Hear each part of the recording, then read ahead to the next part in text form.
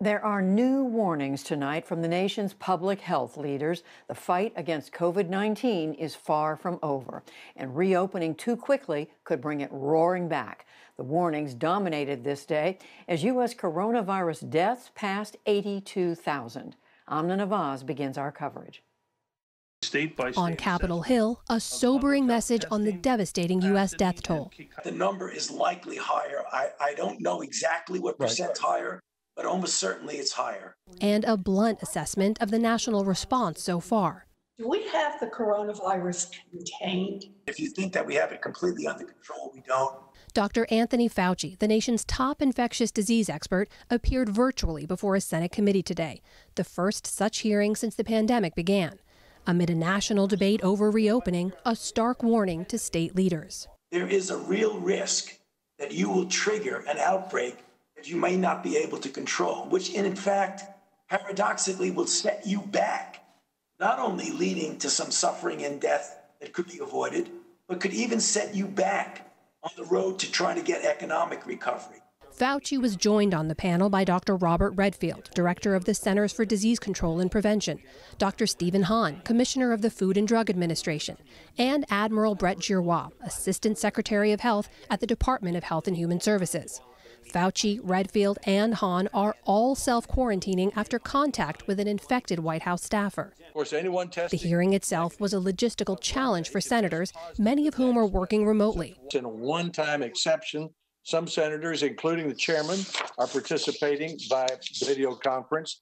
In a Senate first, committee chair Lamar Alexander conducted the hearing from home in self-quarantine after a staff member tested positive for the virus. The hearing room remained mostly empty. Senators inside the room sat 6 feet apart, and most wore masks, including makeshift ones like Virginia Senator Tim Kaine. The questions at times reflected the nation's political divide. Senator Chris Murphy, Democrat from Connecticut, slammed the White House response, citing reports they shelved CDC guidance on reopening. Why didn't this plan get released? We have generated a series of guidances, as you know, and as this outbreak response has evolved from a CDC to an all-of-government response. While there was bipartisan concern about a lack of testing so far, as from Utah Senator Mitt Romney, by March 6th, the U.S. had completed just 2,000 tests, whereas South Korea had conducted more than 140,000 tests. I find our testing record nothing to celebrate whatsoever. Some Republicans, like Georgia Senator Kelly Loeffler, echoed President Trump's concern about information sharing from China. I'm incredibly concerned about the cover-up and the misinformation coming from China and their efforts to suppress life-saving information at the outset of this outbreak. There were obviously discussions with the U.S. personnel that were engaging with this Chinese CDC. I personally had discussions as early, I think CDC did as early as January, and myself January 3rd, with my counterpart to discuss this. So at a scientific level, we had very good interactions. And Senator Rand Paul of Kentucky called into question the warnings around reopening. I think we ought to have a little bit of humility in our belief that we know what's best for the economy. And as much as I respect you, Dr. Fauci, I don't think you're the end all. But there are people on the other side saying there's not going to be a surge and that we can safely open the economy. I am very careful and hopefully humble in knowing that I don't know everything about this disease. And that's why I'm very reserved in making broad predictions. Meanwhile, at the White House, where Vice President Pence was seen arriving earlier today wearing a mask, President Trump held a closed-door session with Republican senators and did not comment on the day's proceedings. As the number of U.S. infections and deaths continue to rise, a new poll from Pew Research suggests where the public is looking for answers. A majority of Americans, over 60%, now say it's primarily the federal government's responsibility to make sure there's sufficient testing before states can safely reopen. Still, a vocal minority continues to clamor for restrictions to be lifted faster.